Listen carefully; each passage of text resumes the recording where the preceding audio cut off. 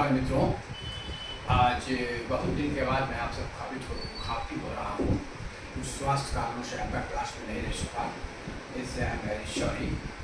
कुछ personal cause था, कुछ स्वास्थ्य कारण था, इसलिए एक लॉन्ग गैप के बाद मैं आपसे काफ़ी हो रहा हूँ।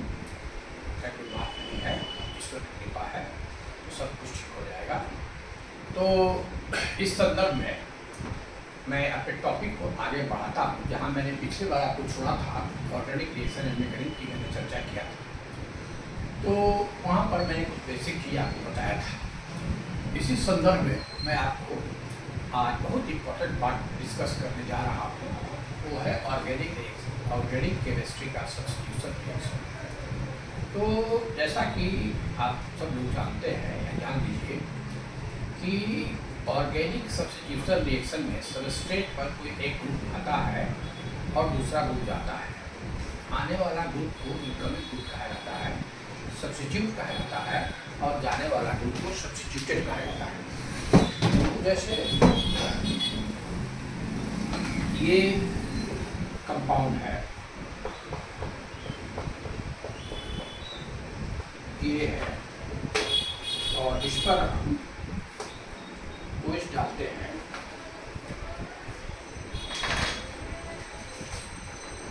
तो OH ग्रुप इस पर आता है, तो यहाँ OH जुड़ता है और Cl माइनस प्लस आता है। तो ये हाइड्रोक्सिल ग्रुप को हम सब्स्टिट्यूट करते हैं और वो ग्रुप गया उसको सब्स्टिट्यूटेड करते हैं। Chloride gets substituted by OH, और दिस इज सब्स्टिट्यूशन रिएक्शन। तो बेसिक है कि सब्स्टिट्यूशन रिएक्शन में कोई ग्रुप आता है सबस्ट्रेट पर, और यहाँ से सबस्ट्रेट से किसी को रिप्लेस करता है और कंपाउंड बनता है, जैसे मिथाइल क्लोराइड से मिथाइल अल्कोहल कर दिया। तो दिस इज सब्स्टिट्यूशन रिएक्शन। तो सब्स्टिट्यूशन रिएक्शन जनरली जो हमको प्राप्त होता है वो दो तरह का है। जनरली हमको सब्स्टिट्यूशन रिएक्शन सैचुरेटेड हाइड्रोकार्बन में होता है। Generally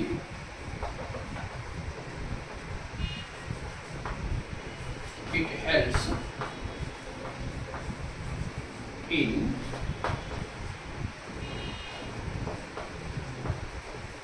saturated hydrocarbon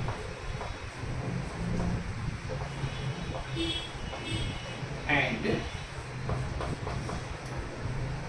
aromatic compounds.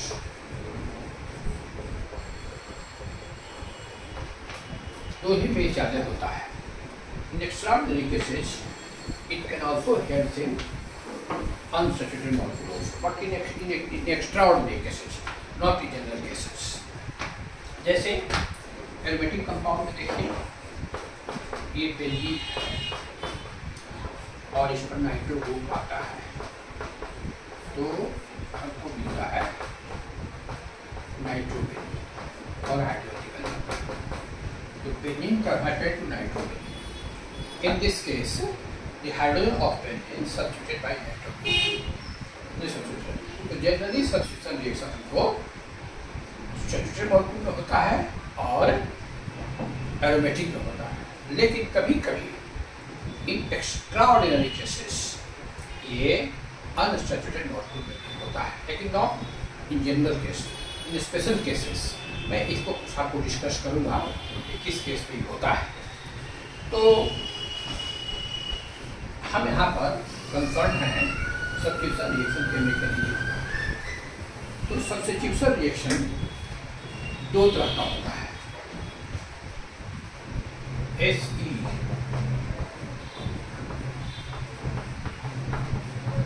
substitution electrophilic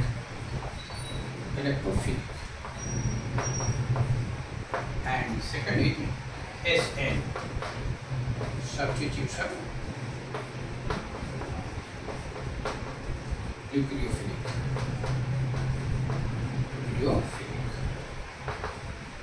दो तरह का होता है SE and SN। तो हम पहले डिस्कस करते हैं substitution nucleophilic. SN reaction, SN reaction, SN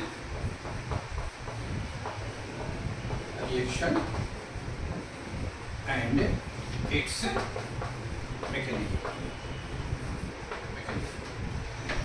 So here they are concerned with the substitution reaction and its mechanism. तो जैसा कि आप जानते हैं कि ये सब्स्टिट्यूशन रिएक्शन का क्लासिफिकेशन हम इनकमिंग ग्रुप के नेचर के आधार पर डिसाइड करते हैं। अगर आने वाला ग्रुप हमारा न्यूक्लियोफिलिक ग्रुप हो तो सब्स्टिट्यूशन न्यूक्लियोफिलिक कहा जाता है, और अगर आने वाला ग्रुप हमारा इलेक्ट्रोफिलिक हो तो उसको हम सब्स्टिट्यूशन इलेक्ट्रोफिलिक कहते हैं। तो जैसा कि हमने आपको बताया भी था, मेरे पिछले क्लास को देखिएगा वीडियो में, इलेक्ट्रोफिलिक और न्यूक्लियोफिलिक रिएजेंट्स क्या है मैंने बताया, वो डिस्कस किया है, आपको बहुत काम आएगा। पिछले क्लास को मेरा आप देखिएगा। तो न्यूक्लियोफिलिक जो होता है और निगेटिव चार्ज होता है, न्यूक्लियोफिलिक हैविंग निगेटिव चार्ज। क्योंकि ये पॉजिटिव चार्ज सेंटर पर अटैक करता है, इसे निगेटिव चार्ज जो कुछ होते हैं जैसे क्लोराइड, ब्रोमाइड, OH, SH,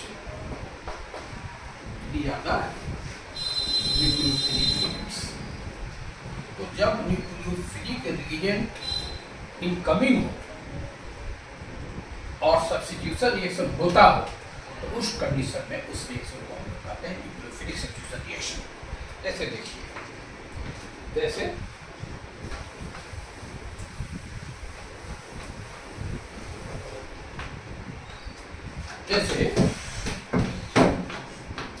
ये मेरा सबस्ट्रेट है,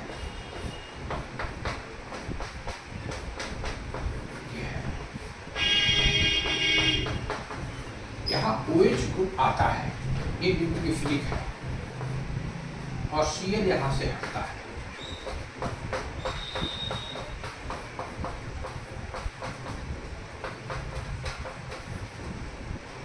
Cl यहाँ से रिप्लेस होता है, तो Cl get replaced by OH. Cl is nucleophilic reagent. So this reaction categorized as substitution nucleophilic. Substitution nucleophilic ये होता है। तो याद रखिएगा, आपको न्यूक्लियोफिलिक रिएजेंट को याद रखना है। वो मैं आपको डिस्कस भी कर चुका हूँ पिछले क्लास में, मेरा वीडियो देखिएगा, उसमें आपको इलेक्ट्रोफिलिक रिएजेंट क्या है और न्यूक्लियोफिलिक क्या है, इलेक्ट्रोफिलिक का नेचर क्या होता है, न्यूक्लियोफिलिक का नेचर पूरा डिस्कस किया हुआ है। तो देखिए, ये सिंपल रिएक्शन है, ये सिंपल आपका रिएक्शन प्रोसेस है। अब हम लोग इसका मैकेनिज्म को देखते हैं। तो सिंपल जो न्यूक्लियोफिलिक रिएक्शंस का मैकेनिज्म है, तो इसको हम दो पार्ट में बांटते हैं, SN1 and SN2 reactions, SN1 and SN2 reaction. तो ये दोनों का पाथवे अलग अलग है, SN1 का अलग है, SN2 का अलग है।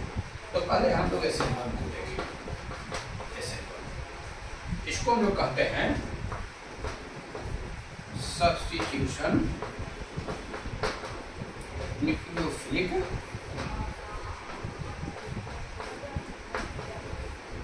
Unimolecular reaction,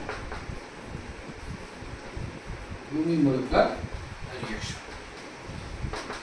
This is called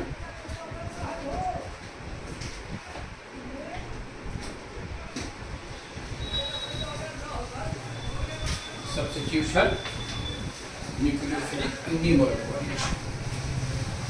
तो जैसा नाम से स्पष्ट है, यहाँ पर थोड़ा सा काइनेटिक्स इसका इन्वॉल्व है।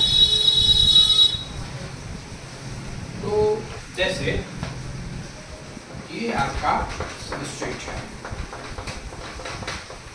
और इस पर OH अटैक करता है और आपका बनता है ये product.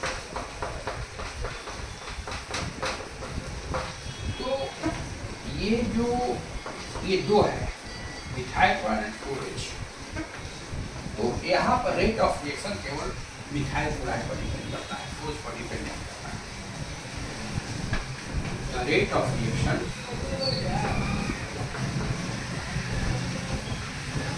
depends only on concentration of CH3Cl, not on OH। इसलिए इसका नाम पड़ा सब्स्टिट्यूशन न्यूक्लियोफिलिक यूनिमोलिकुलर। मान लीजिए यहाँ दो है, एक मिथाइल क्लोराइड है, OH भी है, तो OH के कंसंट्रेशन पर इस रिएक्शन का रेट को प्रभावित करता है। इसलिए रिएक्शन का रेट केवल CH3Cl पर डिपेंड करता है, इसीलिए इसको हम कहते हैं सब्स्टिट्यूशन रिएक्शन यूनिमोलिकुलर रिएक्शन। तो इसको याद रखिए, why it is SN1, because rate of reaction only depend on the concentration of substrate, not on this reagent. So this is first order reaction, unimolecular reaction, not bimolecular reaction, because rate of reaction not depends on OH, only depends on CH3Cl. So this is known as substitution nucleophilic unimolecular SN1 reaction. So mind it. One can ask you, then why it is known as substitution unimolecular? तो हम लोग biomolecular SN2 के बारे में बाद में discuss करेंगे। तो SN1 रिएक्शन दो स्टेप पे होता है। फर्स्ट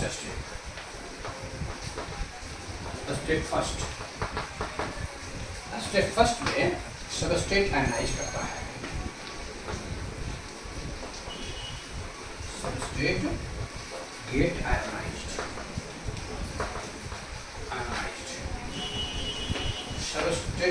स्टेप 2 में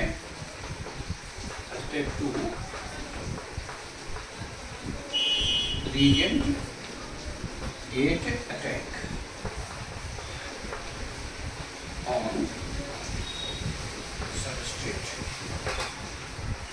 थर्ड स्टेप में स्टेप 3 प्रोडक्ट।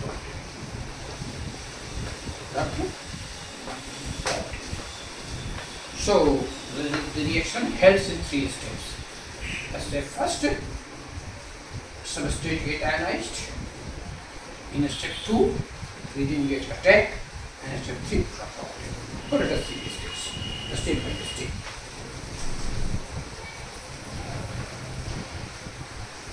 बहुत सिस्टमेटिकली इसको हम लोग देखें।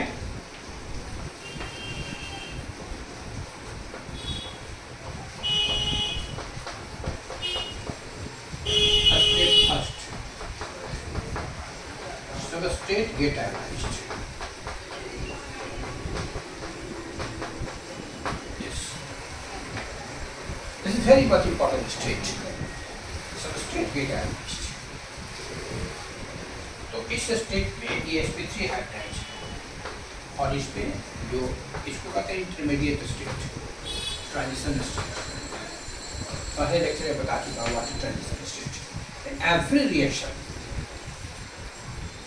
substrate acquired a transition phase or primary state, that is called transition state. इसमें state नहीं करता है तो थोड़ा कन्वर्ट करता है, but there is very much importance of this state. This is transition state. तो सबस्ट्रेट आयनाइज किया, CN निकल गया और ये कार्बोकेटायन। तो कार्बोकेटायन देखिए, इसका ज्योमेट्री देखिए, ये टेट्राहेड्रल है और ये ट्राइगोनल प्लेनर है, same trigonal. Okay, this is trigonal, the tetrahedral. इस sp2 है। वन कैन आस्क यू कि what is the intermediate state of the substrate acquired by SN1 reaction in step 1? So this acquired transition state, sp2 hybridized and trigonal planar structure, that is carbocation. Now in second state,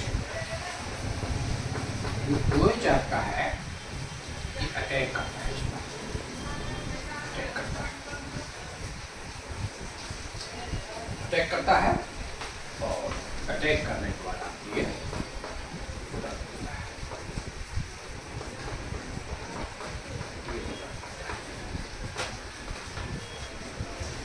तो यहाँ पर समझने वाली बात है।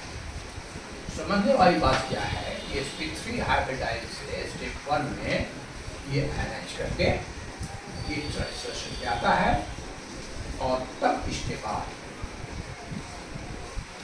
Reagent जो nucleophilic है इसका अटैक करता है और तो first ionization in second step the reagent attack and test. This is the very important part of the mechanism in SN1 reaction. ये प्रोडक्ट आपका बन गया, सिंपल है। यहाँ OH है तो कार्बोकैटायन आयनाइजेशन के बाद बनता है और उसी कार्बोकैटायन पर ये अटैक करके प्रोडक्ट देता है। ठीक है, ये तो बात स्पष्ट हो गया। sp3 हाइब्रिडाइड, sp2 हाइब्रिडाइड, having trigonal structure carbocation. तो ये तो सिंपल चीज है, इस तरह से बनता है। अब जो इम्पोर्टेंट पार्ट इसका है stereochemistry. Stereochemistry of SN1 reaction।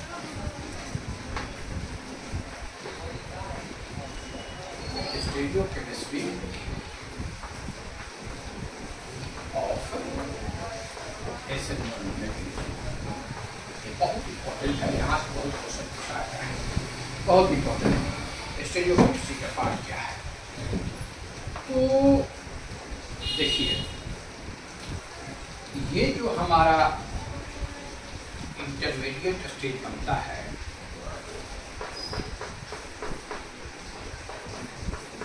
Step 1 में आयनाइजेशन के बाद इसको हम इस तरह से निकालें।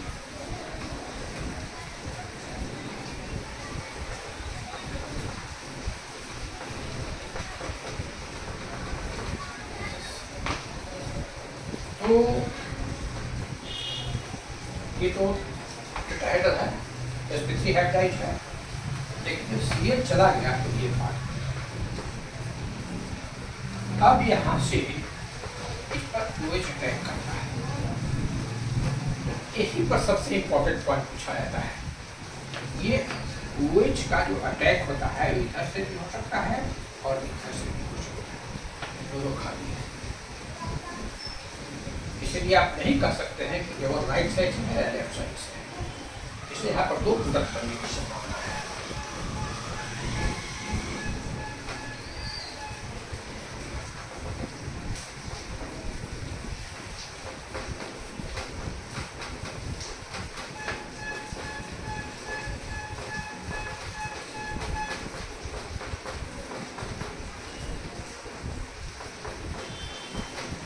Mind it.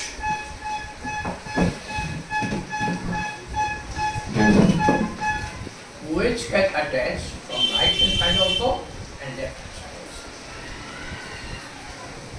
So there is 50% probability to the formation of this and formation of this also. If this is D, dextrorotatory, optical isotope में आपको बताया। अगर आपका रिएक्टेंट D है, प्रोडक्ट आपको D और L मिलेगा, जिसे इमीडिएट DL मिशन और रेसिपिक mission. So one can ask you that when reactant in SN1 mechanism the dextrorotatory, then what will be the product? This is optically active. Optically active.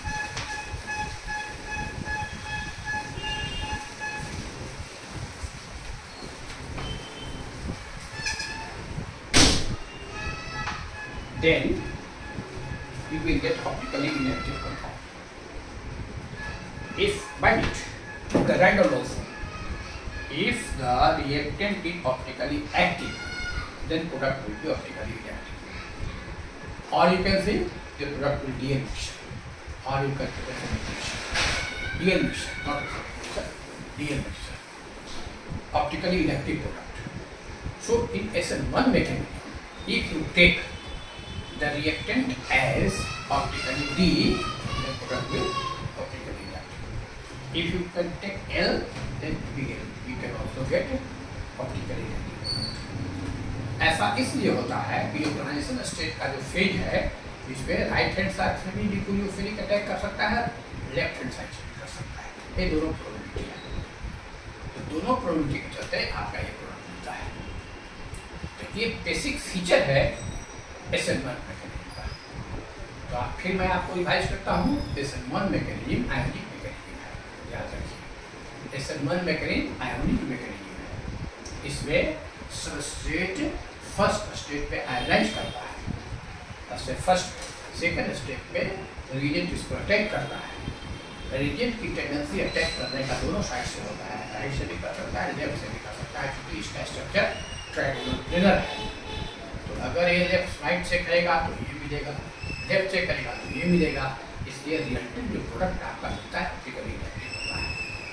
तो ये optically treatment है stereochemistry का, इसका stereochemistry SN1 mechanism. तो when you can take the substrate as optically active, the product will optically reactive in the case of SN1 mechanism. तो बहुत important part है SN1 mechanism. SN1 mechanism reaction का बहुत important part है। तो substitution nucleophilic यूनिमोलेकुलर, इसलिए SN1 कहा गया, और इसका ऑप्टिकल ट्रीटमेंट है। अब हम लोग आते हैं SN2 mechanism.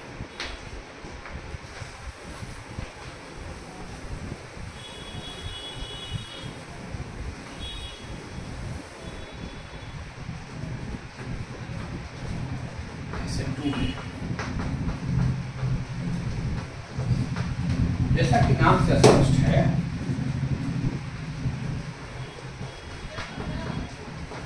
Substitution nucleophilic बाइमोलेकुलर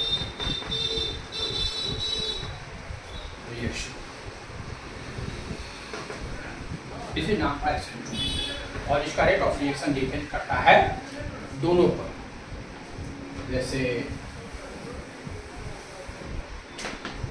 you take CH3Cl plus OH, CH3OH plus Cl. Now, the rate of reaction proportional to CH3Cl and OH also. This is the basic difference between the SN1 and SN2. Just in this case of SN1, you see that the rate of reaction depends only on the CH3Cl, but in this case, the rate of reaction depends on CH3 and OH also. So this is called substitution nucleophilic bimolecular reaction. ये दोनों का depend करता है, एक basic फर्क है। So one can ask you, what is difference between SN1 and SN2 mechanism? So in SN1 mechanism, the rate of reaction only directly proportional to CH3Cl substrate, but in the case of SN2, the rate of reaction depends on CH3 and OH also. ये बात है इसमें। अब देखिए, इसमें जो है ये फर्स्ट स्टेप में रिएजेंट अटैच एंड अटैक होता है। Step first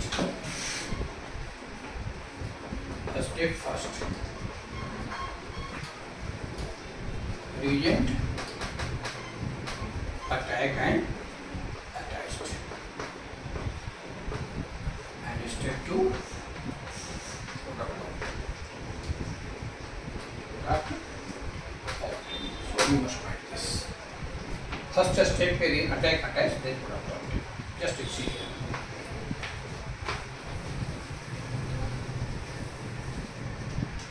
This is very beautiful reaction.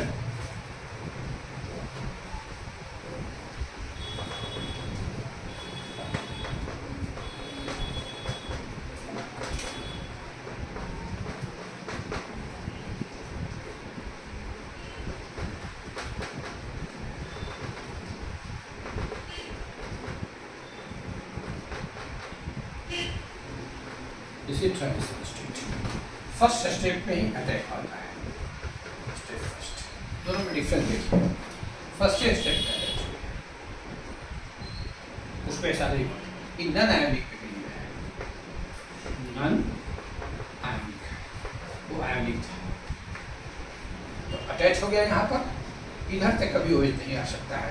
ये आउटगोइंग ग्रुप है, इनकमिंग ग्रुप है और ये सेकेंड स्टेप में Cl माइनस होकर के आपका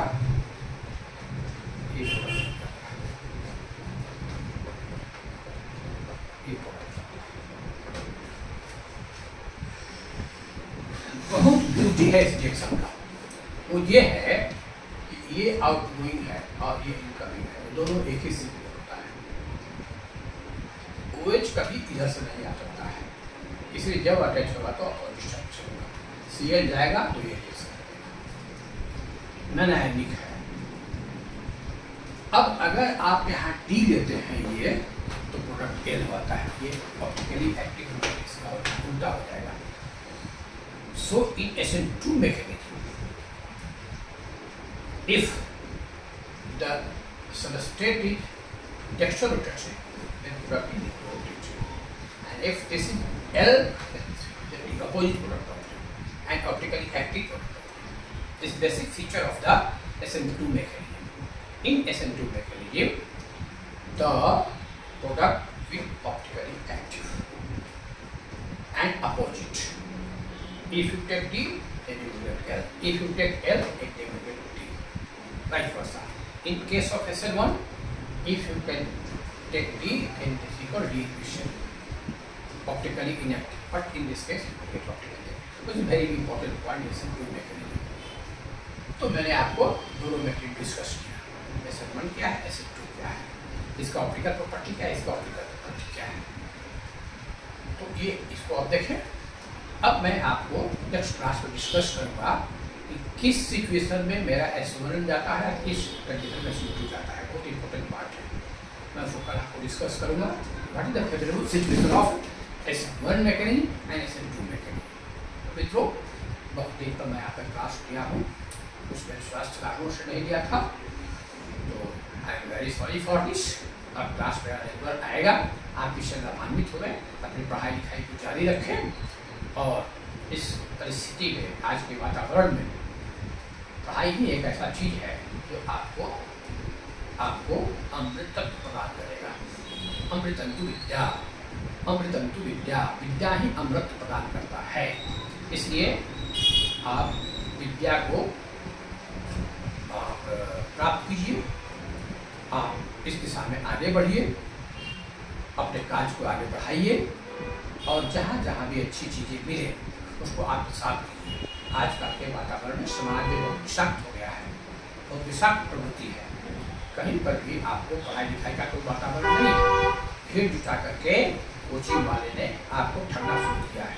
सारे कोचिंग में 1000, 2000, 4000, 10,000 की भीड़ है, आपके पैसे ले लेंगे, आपको कुछ प्राप्ति नहीं। तो आप मेरा क्लास कीजिए, मेरे चैनल को सब्सक्राइब कीजिए। मैं क्षमा प्रार्थी हूँ कि मैं 1-1.5 महीने के बाद आया हूँ कुछ स्वास्थ्य कारणों से, निजी कारणों से, लेकिन अब मैं आप मेरा क्लास बिल्कुल फ्री ऑफ कॉस्ट है। आपको जो क्वेरी हो इस पर कीजिए, आप मेरे हर स्टेप को समझिए, ये बहुत इंफॉर्मेटिव है। IIT, JEE, मेडिकल इंजीनियरिंग या BSc, MSc छात्रों के लिए भी उपयोगी है। साथ साथ नेट और टेट जो करके तैयारी करते हैं केमिस्ट्री का, उसके लिए उपयोगी है। इस तरह से आप इसको देखें और स्टेप बाय स्टेप आगे बढ़ें। और इन्हीं शब्दों के साथ मैं आज का क्लास में आपको खत्म करता हूँ। कल मैं फिर आपको इसके आगे के पार्ट को लेके सिखाऊँगा। तो आप पीछे जो 1.5 महीना क्लास नहीं हुआ, इसके लिए वेरी सॉरी, स्वास्थ्य कारणों से मैं नहीं लिया, लेकिन अब आएगा। और मेरा क्लास कैसा है आप मुझे सजेशन करें, सजेस्ट करें, आप बताएं कहाँ लेक्चर में कमी है, कहाँ गड़बड़ी हो रहा है, तो मैं आपको सुझाव दूंगा और आपके सुझाव मेरे लिए तुल्य होगा। क्योंकि बच्चे जो होते हैं वो इनोवेटिव होते हैं, उनको इनोवेटिव आइडिया होता है, कुछ सोच सकते हैं, भविष्य की बहुत बातें सोचते हैं। अगर आप सोचने की शक्ति को बढ़ाइएगा तब आप ही देश से करता है, आप कुछ भी कर सकते हैं। तो आप स्टेप बाय स्टेप देखें और इसको आगे बढ़ाएं और मेरे चैनल को सब्सक्राइब करें। हमें आप ताकत दें। मैं इस तरह से आपका क्लास बता रहा हूँ। धन्यवाद।